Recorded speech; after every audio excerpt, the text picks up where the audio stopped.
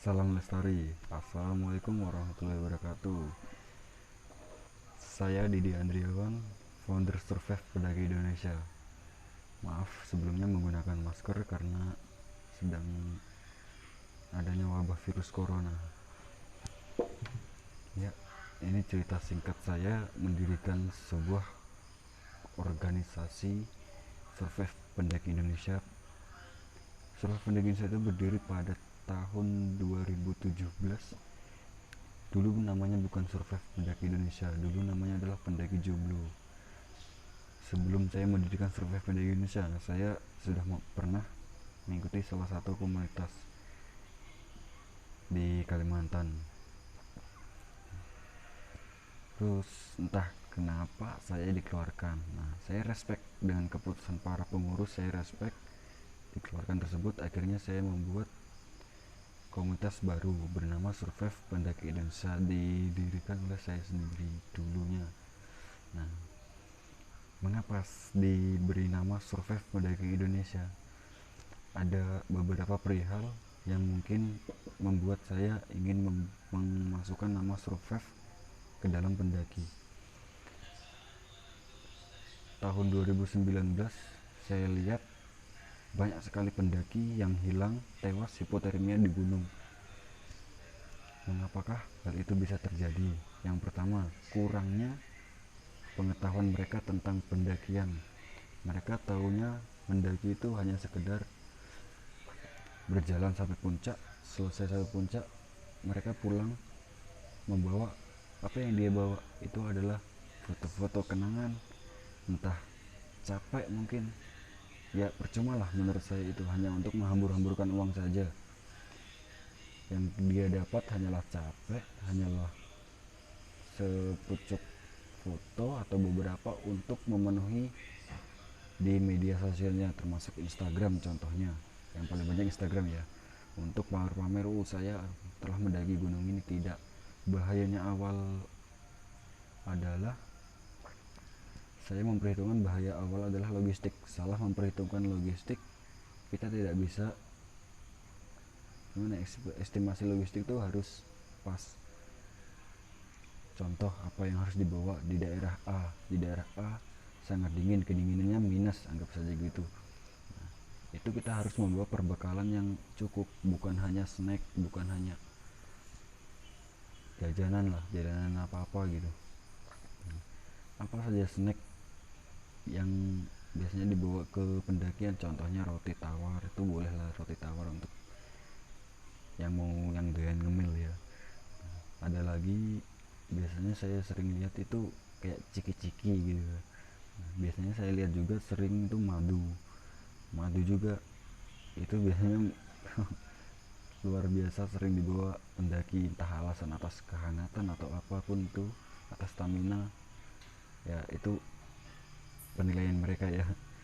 Kalau menurut saya pribadi, kalau di suhu dingin saya lebih membawa makanan yang mengandung kalori atau lemak. Mengapa membawa makanan berkalori atau lemak? Yang pertama, di gunung itu kita membuang keringat. Nah, makanan yang kita konsumsi di gunung itu yang mengandung kalori, itu pengganti lemak kita, pengganti keringat kita. Jadi lemak yang kita makan itu terbuang oleh keringat, itu menghasilkan kehangatan, kehangatan tubuh.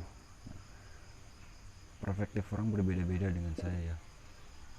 Cuma saya biasanya membawa makanan yang berlemak, contohnya daging. Untuk minuman saya sering membawa jahe, mungkin teh atau susu, itu yang sering saya bawa. Nah, untuk nasi, untuk beras, itu beras biasanya saya membawa juga beras secukupnya, dan ubi-ubian, lebih sehat lagi ubi-ubian. Waktu itu saya mendaki ke Gunung Semeru waktu terakhir kali, saya banyak menemukan para pendaki yang kehabisan air. Nah, estimasi air lagi yang perlu kalian jaga. Bagaimana caranya untuk supaya air yang kalian bawa ini cukup di dalam pendakian? Kalian harus memperhitungkan pos ini ada tidak air, pos ini ada nggak sumber air. Nah, harus kalian perhitungkan. Kalian masak membawa air berapa, kalian meminum bawa air berapa, harus kalian hitungkan. minimal setidaknya satu orang itu 4 atau 5 botol lebihnya untuk pendakian yang lebih dari 3 atau 2 hari segitu. Nah, untuk masalah survive tadi, ini sedih ya, bagi saya sebenarnya sedih. Nah, kesedihnya gimana? Sedihnya saya itu dalam survive pendaki Indonesia itu, saya mengembangkan survive pendaki Indonesia itu baru 2 tahun, cuma banyak sekali ujian bagi saya. Bagi saya banyak sekali ujian, entah cemooh dari rekan pendaki, entah itu fitnah, kemarin banyak sekali masuk ke saya, itu tuduhan-tuduhan apakah itu.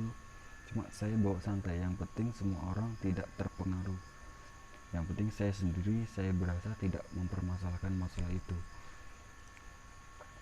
Nah, untuk core wheel yang sudah saya bentuk di Kalimantan, Jawa Timur, Jawa Barat, Jawa Tengah, dan insya Allah kalau ada izin saya akan mendirikan di daerah Sumatera, di daerah Kerinci.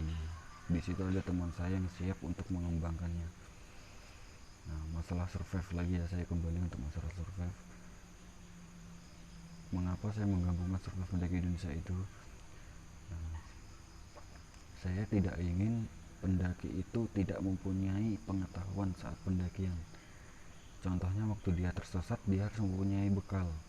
Bekalnya apa saja? Contoh navigasi darat, atau bisa mempelajari kompas bidik. Kemarin yang terakhir yang paling booming kemarin Torik ya, Torik di Gunung Piramid. Nah, saya tidak mempermasalahkan Torik, cuma saya mempermasalahkan perbekalan mereka. Next, akan kita lanjut di part yang kedua. Ini sudah jam 5:15, saya belum ada tidur, habis pulang dari kerja. Kita lanjut yang part kedua, tonton di channel saya dan jangan lupa like dan subscribe.